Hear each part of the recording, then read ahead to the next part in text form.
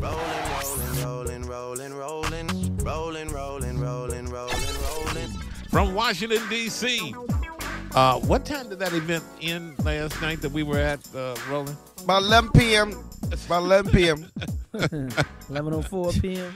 DL was so funny. He said, "Hey, my contract says I'm supposed to be done by 9:30." He was too funny. He was too funny last night. When is that going to air? I have no idea. Yeah. Anyway, it's the. I have no idea. TV One, Radio One, the Urban One Honors. Urban One Honors. Don't know. Yeah. Yes. Yeah. Absolutely. All right. Civil Guy, good morning. Hope all is well Tom. with all of Bro. you. Let's, of course, get right to it. One of the stories that we covered extensively here, also on Roland Martin Unfiltered, my daily digital show, was the Florida vote when it comes to restoring the rights of those formerly incarcerated, former felons. 1.4 million people. It passed 65% of the vote in November. But some media reports are saying that Republicans are slow walking this and trying to delay it. I said, well, let's not sit here and speculate and waste time. Let's call the brother who spent 10 years getting this on the ballot, Desmond Meade, who is, of course, with the Florida Restoration Project. All right, Desmond, good morning. How you doing?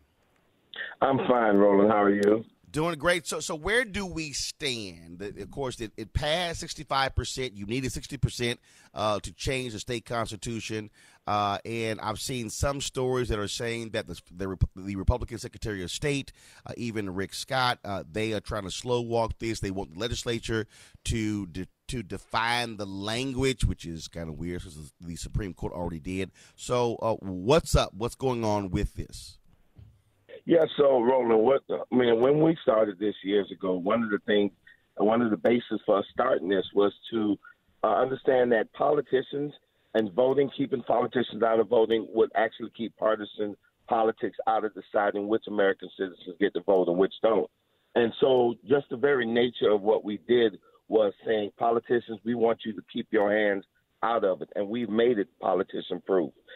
It's very clear. What we're seeing now is just politicians who are not used to being told to stay out of people's business, right? And they're so used to having to implement legislation. And we've seen it in medical marijuana. We've seen it in fair districts, where it was something that the legislature had to do.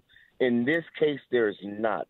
This is politician-proof, bulletproof, if you may want to say it that way.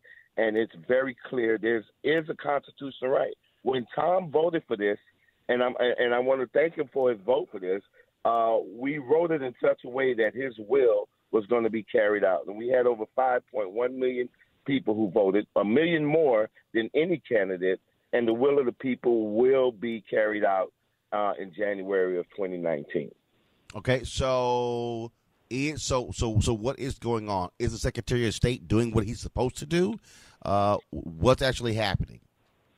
Well, the only issue or the only problem or situation that they have to work out, and the burden is on the state to work out, is just figuring out how can they check people's record or whatever to make sure that a person has completed their sentence.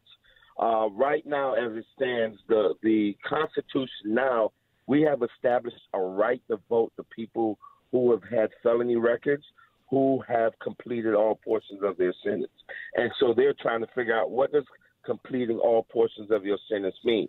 But that does not stop anyone who has completed their sentence, fully completed their sentence, to go to the supervisor of elections on January 8th and register. And when they do so, they're doing so under the authority of the highest law in the state of Florida. Right. And so we have that right now. We have that covering. We have that protection. If anybody want to change that, they would have to change the Constitution. But as of right now, and when January 8th comes, right, any American citizen who is convicted of a felony in the state of Florida, who have served their time, except for those who were convicted of murder or felony sexual offense, anyone else, if they completely serve their sentence, they can walk into any supervisor of elections office in their county and register to vote under the full authority of the highest law in the state of Florida. So there is I'm sorry, Roland, go ahead. So Desmond, this Mother Jones story, they are reporting that the Florida Secretary of State wants the legislature to interpret the language, and that in other words, take it away. Right. So is this and this is of course the Tampa Bay Times reported this story that the local election chief says the Secretary of State is not giving them any direction as it relates to this. I understand that. Here's the deal. At the end of the day, the legislature or even the governor of the state of Florida cannot do anything that infringes on a constitutional right. No, Desmond, I understand that. But is the Secretary of State asking the legislature to interpret the language? Is that happening? Yes. Well, that's what they're trying to do. And there are legislatures that believe that they have to do something to implement it. But whether them believing that they have something to do or them wanting someone else to do something is one thing. The reality is that the language is self-executed. Right. The language was approved by the Supreme Court. By the Supreme Court. But so in other states, those people were elected also, but now they went back and took away a lot of their power. Can they do the same for your act? And the reason we're asking that, Desmond, we have already seen in Michigan where the voters passed a particular bill and the legislature is trying to roll that back. In Montana, they passed a strong ethics bill and the Republicans rolled that back as well.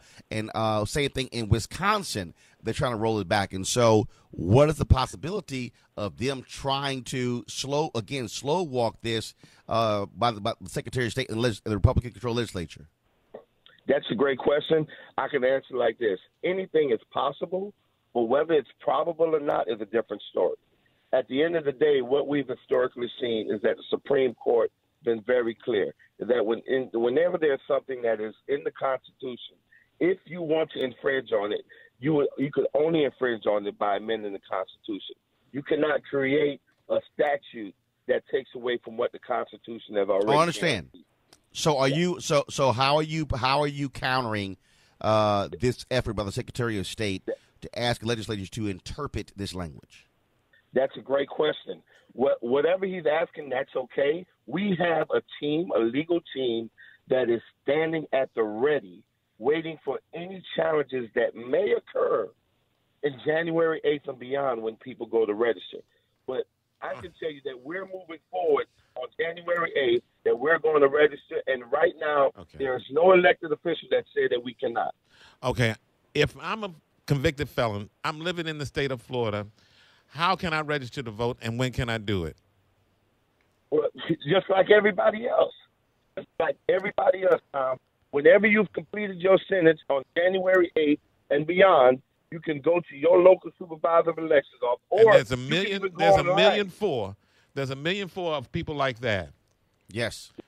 But here's the other thing.